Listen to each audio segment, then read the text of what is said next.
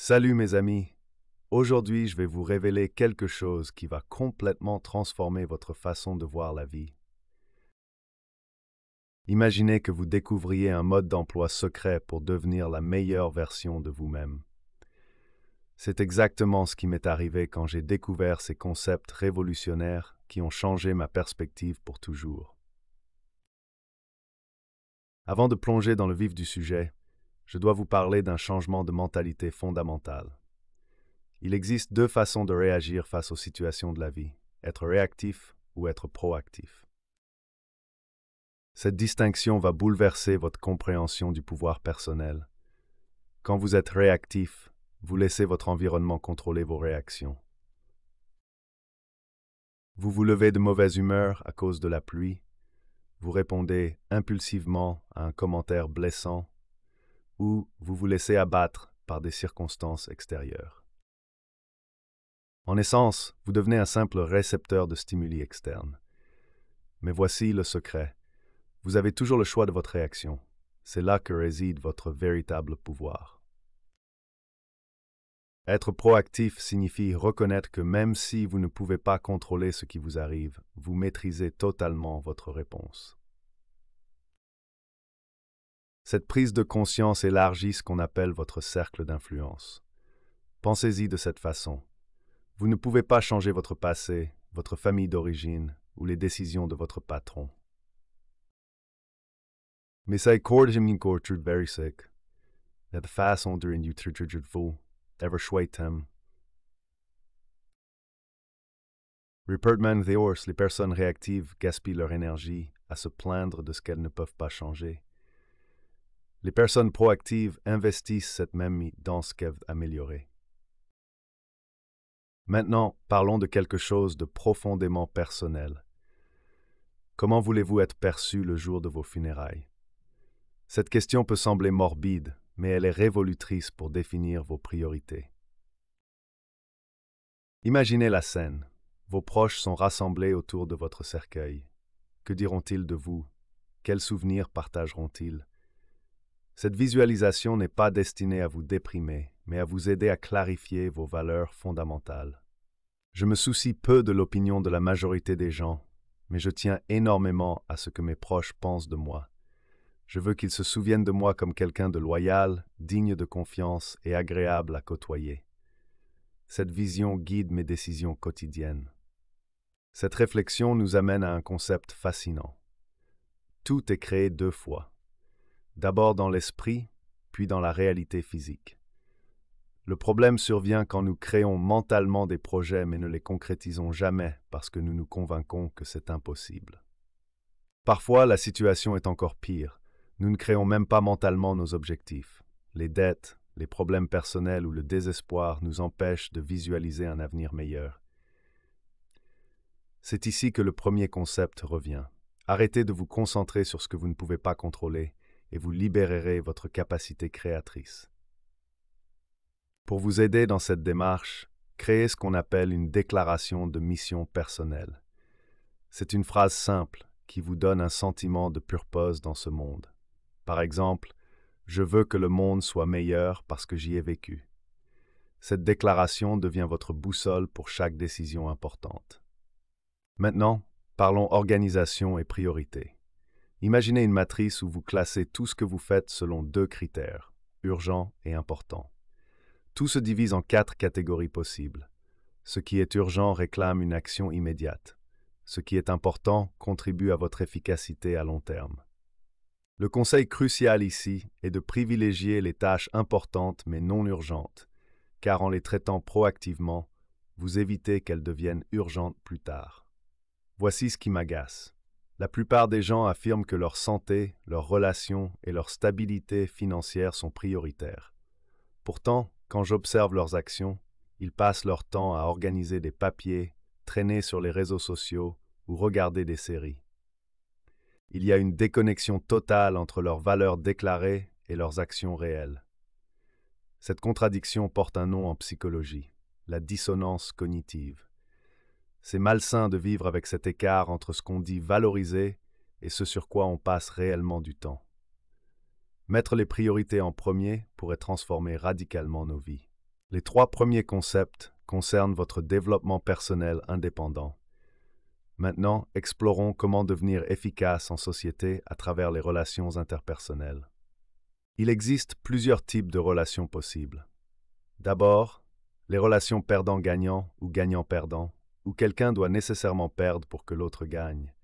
Ces mentalités sont toxiques car elles présupposent que le succès d'autrui diminue le vôtre. Puis il y a les relations perdant-perdant, absolument destructrices. J'ai entendu l'histoire d'un homme qui, lors de son divorce, a vendu sa Ferrari et sa Lamborghini, 10 € chacune, pour éviter que son ex-épouse en hérite la moitié. Tout le monde a perdu dans cette situation par pure rancœur. Les relations gagnant seulement sont purement égoïstes. La personne obtient ce qu'elle veut sans se soucier de l'impact sur les autres. L'option pas d'accord est neutre, mais préférable aux précédentes.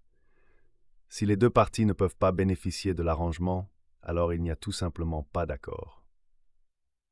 Mais la relation idéale est gagnant-gagnant.